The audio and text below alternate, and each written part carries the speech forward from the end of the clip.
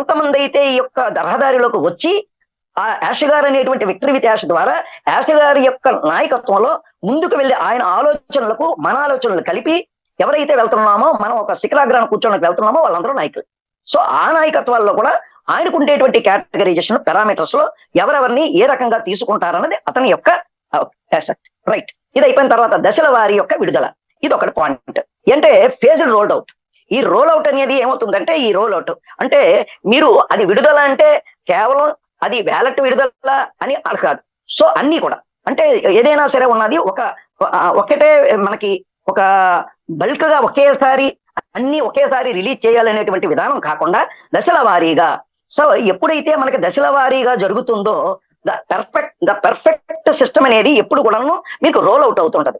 So ఎప్పుడు కూడా దశల వారీగా అవసరాన్ని బట్టి, ఆ టైంని బట్టి, ఆ నీడ్ని బట్టి, డిమాండ్ బట్టి, మన దగ్గర ఉండేటువంటి వ్యవస్థను బట్టి, మన యొక్క అవసరాన్ని బట్టి ఒక్కోసారి పెంచవచ్చు, ఒక్కొక్కసారి ఆపవచ్చు. సో ఇది దశల వారీ విడుదల అంటే దాన్ని అలా అర్థం చేసుకోవాలి. ఎందుకంటే టీం ఏదైతే మనం వివరించిన ప్రకారం వారు ఇప్పుడు ఫేజ్ రూల్ అవుట్ ప్రారంభించే దశలో ఉన్నారు. అంటే ఏవైనా సరే అన్ని ఒకేసారి కాకుండా, అవి ప్రోడక్ట్లు కావచ్చు, అంటే డిజిటల్ ప్రోడక్ట్ కావచ్చు, ఫిజికల్ ప్రోడక్ట్ కావచ్చు, సిస్టమ్ కావచ్చు, ఆ సిస్టమ్ లో ఉండేటువంటి వెర్షన్ కావచ్చు, లేదంటే అప్గ్రేడేషన్ కావచ్చు, లేదంటే ప్రోడక్ట్ లో రిలీజ్ చేసేటువంటి విధానంలో లేదా ఎక్స్పాన్షన్ కావచ్చు. సపోజ్ ఇప్పుడు కొన్ని కంట్రీస్ లో ఉన్నాయి, ఇప్పుడు ఇండియా కానీ, లేకపోతే యుఎస్ఏ లో కానీ, లేదా గల్ఫ్ కంట్రీస్ లో ఉండేటువంటిది కానీ, యూరోప్ కంట్రీస్ లో కానీ ఉండేటువంటి సిస్టమ్ ని ఏ మేరకు, ఏ అవసరాన్ని బట్టి ఎంతవరకు మనం చెయ్యాలన్న ఒక నిర్దిష్టమైన ప్రణాళికాబద్ధంగా దీనికి వెళ్ళబోతున్నారు. కాబట్టి ఇది దశల వారీ విడుదల అంటారు.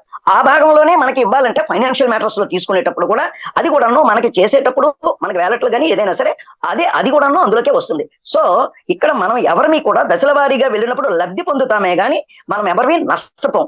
సో దశల వారీ అనేది ఎప్పుడు కూడా ఇట్స్ ఎ గుడ్ కాన్సెప్ట్. కాబట్టి ఆ విధంగా దశల వారీగా ఫేజ్డ్ రోల్ అవుట్ లో ఉండేటప్పుడు ఇందులో ఉండేటువంటి ప్రతి ఒక్కరు, అంటే మనం ఆన్పేసులో ఉండేటువంటి ఫౌండర్స్ అందరూ కూడాను మనం పెట్టుబడిదారుల కింద వస్తాం.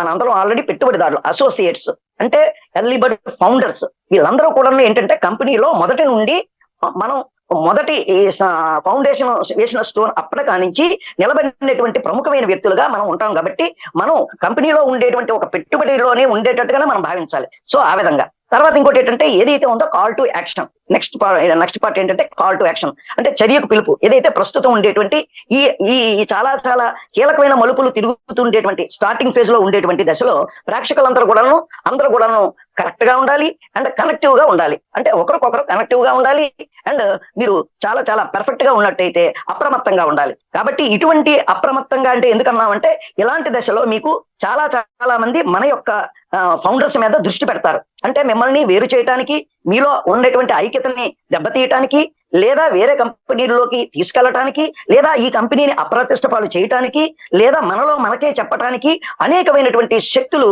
ఇప్పుడు ఈ టైంలో మన మీద చేయడానికి రెడీగా ఉంటాయి. కాబట్టి ఈ విషయంలో మనం ఉండేటప్పుడు మీరు అప్రమత్తంగా లేదు అంటే మిమ్మల్ని మీ మైండ్ ఎప్పుడైతే వీక్ గా ఉన్నదో మీతోటి ఆల్రెడీ ఆట ప్రారంభిస్తారు. సో మీరు అలాగా కనెక్టివ్ గా ఉన్నట్టయితే, ఒక కనెక్టివ్ ఉండేటువంటి ప్రోగ్రెస్ లో ఉంటే అండ్ ఒకరికొకరు కనెక్ట్ అయినా అప్పుడు మీరు అప్రమత్తంగా ఉంటే, మీరు సమన్వయంగా పాటిస్తే, మీరు వాళ్ళందరూ కూడా ఉండాలని ఉంటే అలాంటి విషయంలో మీరు కాల్ టు యాక్షన్ ఉంటుంది. కాబట్టి మనకి చర్యకి మీరు అలా ఉండాలని చెప్పేసి మీకు ఇక్కడ పిలుపునివ్వడం జరిగింది. సో ఇవన్నీ కూడా మీకు మన క్రిస్ జాన్సన్ గారు, జూలీ మేడం గారు, సుసి మేడం గారు, యాషుఫారాయ్ గారు తోటి అనేక విషయాలు మాట్లాడుతున్నప్పుడు, ఓవర్ ఫోన్ టెలిఫోన్ లో మాట్లాడుతున్నప్పుడు, అనేక విషయాలు చర్చకు వచ్చినప్పుడు ఈ విషయాలన్నీ యాషుఫారాయ్ గారితో మాట్లాడినప్పుడు యాషుఫారాయ్ గారు చెప్పినవి. కాబట్టి ఇవన్నీ కూడాను కేవలం ఇవి మనం అనుకునేటువంటి కేవలం అసంప్షన్స్, ప్రెడిక్షన్స్ అయి ఉండొచ్చు కాదు. ఇది యాషుఫారాయ్ గారితో మాట్లాడిన తర్వాత మాత్రమే మనకి క్రిస్ జాన్సన్ గారు వీళ్ళు మనతో వచ్చి మనకి ఆల్రెడీ చెప్పిన విషయాలు. కాబట్టి ఈ పాయింట్ లో మనం గుర్తుంచుకొని నెక్స్ట్ వాటికి మనం ఏమేమి జరిగినాయో అందులో ఉండేటువంటి అంశాలన్నీ కూడా ఒకసారి మనం చూద్దాం.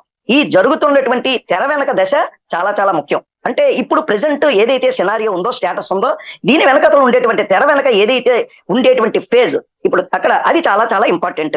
అది ఇప్పుడు మీకు నిర్మాణ పురోగతిలో ఉండేటువంటి దశ. అంటే ప్రాసెసింగ్ జరుగుతోంది, అది కూడా డెవలప్మెంట్ గా జరుగుతోంది, పురోగతిలో జరుగుతోంది. అంటే దాని నెక్స్ట్ ఫేజ్ కి వెళ్ళడానికి జరుగుతుండేటువంటి దశ already it is started in the back office. కాబట్టి బ్యాక్ ఆఫీస్ లో అది ఒక నిర్మాణ పురోగతిలో ఉండేటువంటి దశ అని మీరు గుర్తించాలి. ఇంకోటి ఏంటంటే ఇది ఒక స్పష్టమైనటువంటి దిశ. అంటే the direction is very very clear.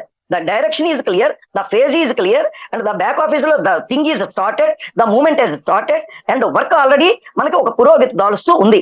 కాబట్టి ఈ యొక్క పాయింట్. రెండు, ఇంకోటి ఏంటంటే ఈ ప్రక్రియలో కొంత భాగం ఇప్పటికే ప్రారంభమైంది. ఇప్పటికే చాలా వరకు చాలా మంది మళ్ళీ అనేకమైనటువంటి క్వశ్చన్లు వేయకుండా కంపెనీలు ఇప్పుడు మనం ఏం పాయింట్లు మనం చర్చించుకుంటున్నాం అది జాగ్రత్తగా వినండి. ఆల్రెడీ ఈ ప్రక్రియ కొంత భాగం ఇప్పటికే మనకి ఆల్రెడీ ప్రారంభం అయ్యింది. అంటే వ్యక్తిగతంగా నాయకులను ఎంపిక చేస్తున్నారు.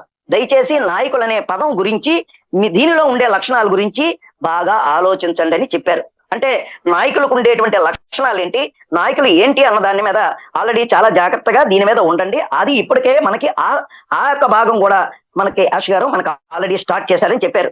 కాబట్టి ఆలోచించండి, మనం దేనికోసం ఎదురు చూస్తున్నామో అర్థం చేసుకోండి. ఈ చర్యలు ఇప్పుడు జరుగుతున్న చర్యలన్నీ కూడాను యాదృచ్ఛికమైనవి, అంటే అదేదో అనుకోకుండా యాక్సిడెంటల్ గా జరిగినవి అనుకుంటున్నారు, అవి కావు. ఇవి చాలా చాలా ఉద్దేశపూర్వకంగా జరిగినవే. అంటే ఎందుకు దాని అవసరం, దాని యొక్క నిర్దిష్టమైనటువంటి ప్రణాళికాబద్ధమైనటువంటి విధానాలను అనుసరించే ఇవన్నీ జరుగుతున్నాయి. కానీ ఇదేదో ఊరికే అనుకున్నాం, యాదృచ్ఛికంగా జరిగినవి కావు అని చెబుతున్నారు. కాబట్టి ఇప్పుడు తదుపరి రాబోయేటువంటి వాటికి ఇది పునాది వేయడానికి మరియు సమాచారం పంచుకోవడానికి, అది స్పష్టంగా ఉండేలా చూసుకోవడానికి రూపొందించబడ్డాయి. ఇది పాయింట్. ఎందుకంటే ఇప్పుడు ఇవన్నీ మనకు ఉన్నట్టయితే వీటి ద్వారా మనకేమవుతుంది, నెక్స్ట్ రాబోయే వాటికి మనం ఏదైతే ఉన్నాయో పునాదులు పడాలి. ఎందుకంటే ఇది స్టార్టింగ్ లోనే ఎక్స్పెన్షన్ అవ్వబోతోంది. స్టార్టింగ్ లో మనకి ఎక్స్పెన్షన్ అవుతున్నప్పుడు నిర్దిష్టమైనటువంటి ఒక పర్సన్స్ ని ఎంచుకుంటూ వాళ్ళ ద్వారా మనకు ఉండేటువంటి ఈ విధానాలన్నిటినీ కూడాను మనం సమాచారాన్ని మిగతా వాళ్ళకి పంచాలి. ఇప్పటి వరకు మనకి ఏమవుతుంది, సమాచారం నిజమైన సమాచారం కాకుండా మనం ఫిక్టిషియస్ ఏదైతే అనుకోనటువంటి ఎక్కడెక్కడ నుంచో సృష్టించబడినటువంటి అన్ని కూడా ఈ రోజు షేర్ అవుతూ ఉన్నాయి. సో ఇలా జరగడానికి లేవు. కాబట్టి నిర్దిష్టమైనటువంటి కొంతమంది లీడర్స్ ఎవరైతే ఉన్నారో వాళ్ళ దగ్గర నుంచి మాత్రమే అంటే కంపెనీ నుంచి వచ్చినటువంటి ద షేర్డ్ ఇన్ఫర్మేషన్ కానీ షేర్డ్ సిస్టమ్ కానీ ఏదైతే ఉందో అది మాత్రమే అందరికీ డిస్ట్రిబ్యూట్ చేయబడుతుంది. అది మాత్రమే పునాదులు వేయబడుతుంది. దాని నుంచి మాత్రమే మీకు స్పష్టమైనటువంటి వైఖరి వెలుబుచ్చబడుతుంది. కాబట్టి అందుకోసం రూపొందించబడ్డాయి ఈ విధానం. కాబట్టి ఈ విధానాన్ని మీరు అర్థం చేసుకోండి. ఎందుకంటే దీని ద్వారా మీకు ఉండేటువంటి సిస్టమ్ అంతటినీ కూడాను సమలేఖనం చేయబడుతోంది. ఈ సమలేఖనం అంటే ఏంటంటే సమస్యలకు ప్రతి ఒక్క సమస్యకి ఫేస్ చేస్తున్నది కావచ్చు, ఇప్పుడు మనం చూడబోతుంది కావచ్చు, లేదా రేపొద్దుట రాబోతుండేటువంటి విషయాలన్నీ కూడాను మన సమస్యలకు పూర్తి సమలేఖనం, అంటే సమవర్తనం, సమలేఖనం, ఈ అన్ని విషయాలని కూడాను బ్యాలెన్స్ చేసుకుంటూ అన్ని విషయాల్ని పరిష్కరించుకుంటూ మనం అన్ని మనకు ప్రధానవంతంగా మీకు ముందుకెళ్ళడానికి ఉండేటువంటి సిస్టమ్ అంతటిని కూడాను సెట్ చేయటం జరిగింది.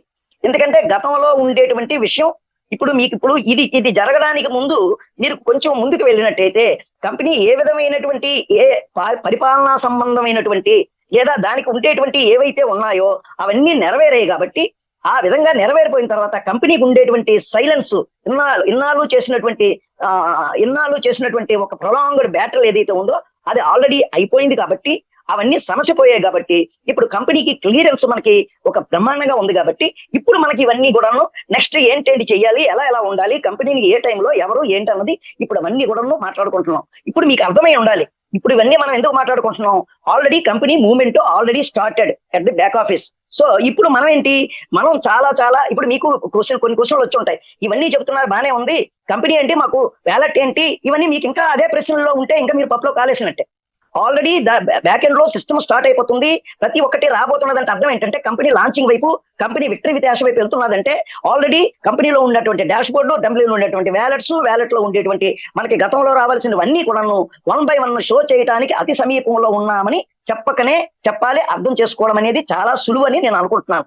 ఎందుకంటే మీరు ఒకే పాయింట్ దగ్గర మీ దృష్టిని నిలపకండి. కంపెనీ అనేది ఒకే కోణంలో ఒక పాయింట్ దగ్గర లేదు. కంపెనీ అనేది అనేక రకాలుగా విస్తృతమైంది. ఇది మీకు ఏదో చెప్తున్నాం, సమవర్తనం అండ్ సమలేఖనం మొత్తం అంతా కూడా విస్తృతంగా చేయబడింది. సో ఇలాంటి వరకు ఉండేటప్పుడు మనం ఇప్పుడు చూసుకునేటువంటి ఏదైతే ఉన్నదో చూస్తున్నది అది దశల వారీ అమలు ప్రారంభానికి సిద్ధంగా ఉంది.